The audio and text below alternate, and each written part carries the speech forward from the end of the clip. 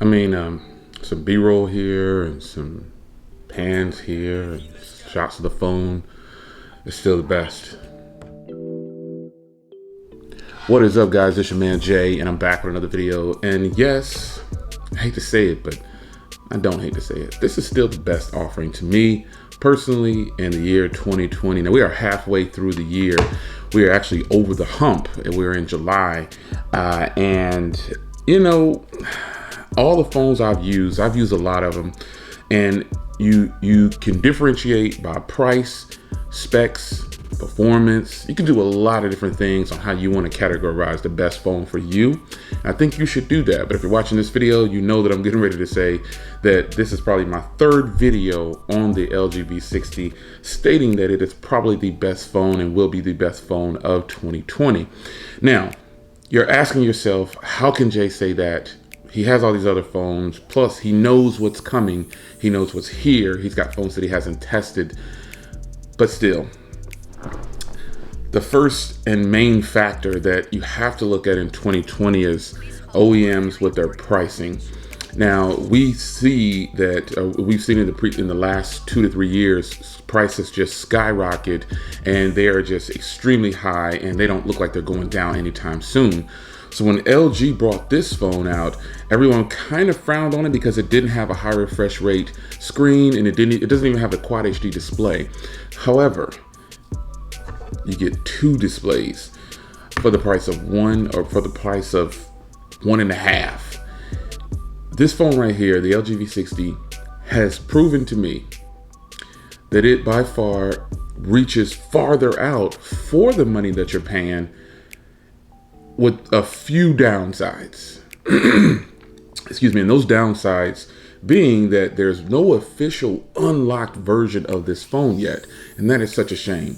That is such a shame. I know I have the T-Mobile version, but I would love to have the unlocked version so I could, you know, push it out to try it on different carriers like Visible or Verizon or AT&T or, you know, whatever.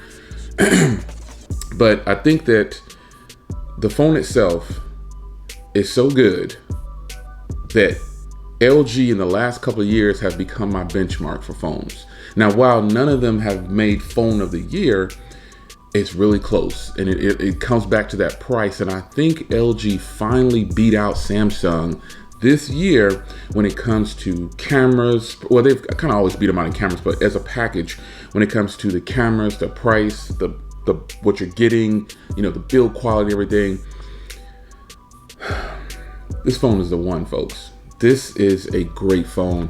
And again, I still haven't skinned this thing yet, but I switched to this blue color because I had to switch to this blue color in order to get the dual screen. Now, I personally like the white variant better, and I think it'd be really cool if I can find a white skin. Shout out to Sophie Guards. Get your skins there. I could buy a white skin for this phone in the back and have a white and gold look. I think that would be really sleek. But I think more about the price in 1,000 other videos. But in this video, this is simply about the phone. For me, is probably going to be the phone of the year. I'm not even including OnePlus at this point, because the OnePlus phone, yeah, it's going to cost under 500 or right under 5. And even the new iPhones that are coming out, I think they're going to be almost the price as this, and you still don't get as much when it comes to like a total package. So this is all about the way you perceive things and what you think is the best. But I'm telling you, from where I sit right now, I don't foresee myself saying that anything is going to be a better package than what LG has done right here, unless it's something that LG is bringing out. This will probably be my first time where I can say that because the G8 was actually fantastic, and I didn't get the G8X. Shout out to Albert, my man. He told me to get the G8X. I didn't get it, and I kept my G8. But I just feel like the Sony Xperia 1 is a phone that I want, but I'm just not willing to pull the trigger yet. Sony, their cameras, shout out to the Sony crew. I am team Sony. Sony a6100 with the Sigma lens, if you're wondering. But I just feel like Sony has so much to offer, but they're competing. You know, I know they have to give it their all because they have the 4K display. And even though that phone is a great value for all the options that you get, based on my previous experience with Sony Xperia 1, I was disappointed. So I'm going to slowly move into that, and that phone could possibly creep up and take the crown from this phone. I think it probably definitely will when it would display. But overall, still, you know, there's just so much to love about this phone. It's just incredible. It is one of my daily drivers. And for those that ask, it is one of my daily drivers.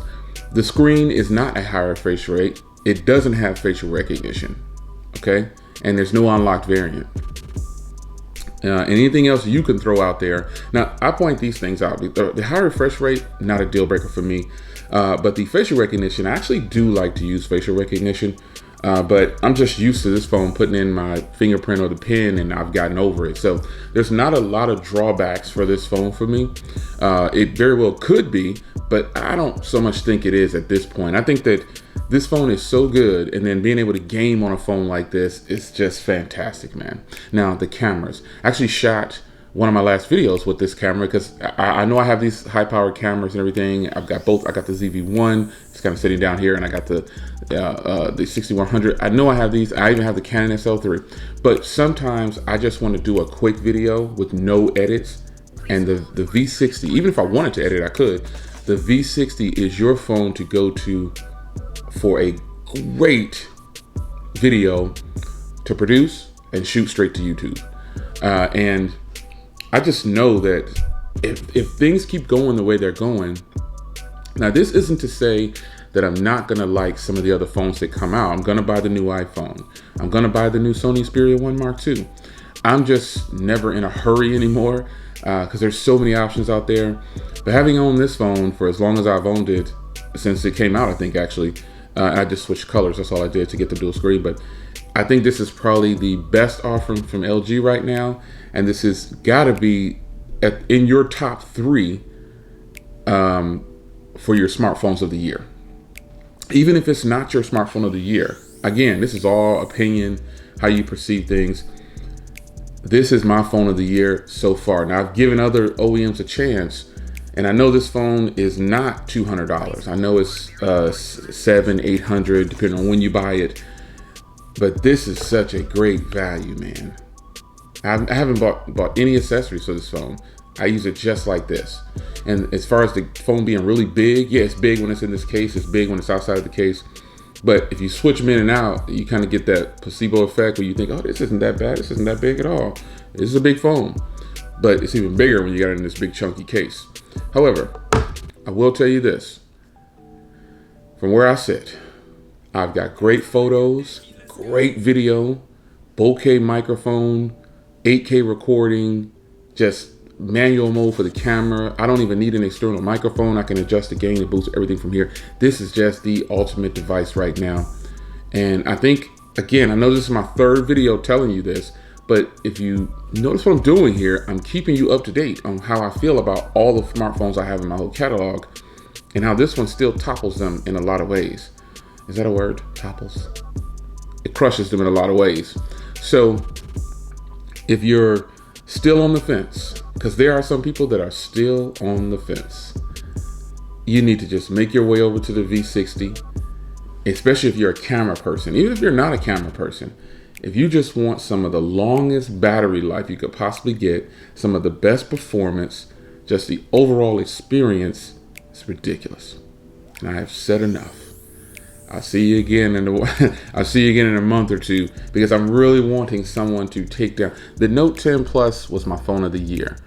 And I don't foresee that happening again this year. Now, I know the Note 20 hasn't come out yet, but there are just so many phones out there. We got to kick it where we're going to hit them hard.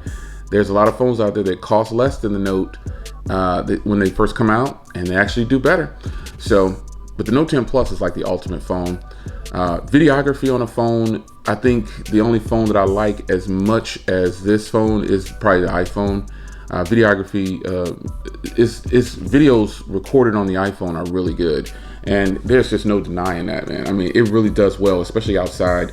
It does very well, but this phone does well outside too. So, discussion video on the V60. Can anybody beat the V60? I don't know that anyone can. And I'm just holding this here because I love the way that looks with that bokeh effect.